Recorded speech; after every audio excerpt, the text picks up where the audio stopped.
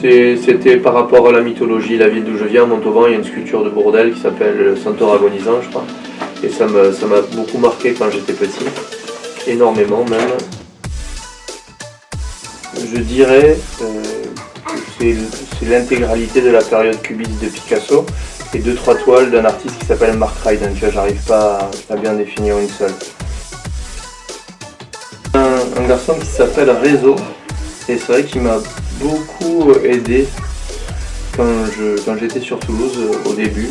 Ça, c'était vraiment une rencontre extraordinaire. Alors, je préfère quand même sur les toiles utiliser de la peinture acrylique, mais du coup non, je dirais que c'est tout ce que j'ai sous la main qui me sert. Si j'ai besoin de faire des dégradés, un effet un peu vaporeux ou un effet un peu crachotis ou ça, je vais utiliser de la bombe. Si j'ai besoin d'être très très propre, je vais utiliser de l'acrylique plus ou moins dilué.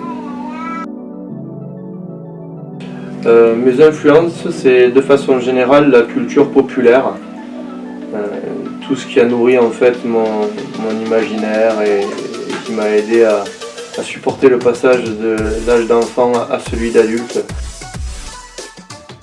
Toutes les histoires se rapportant dans la mythologie grecque au monstrueux, à la créature monstrueuse.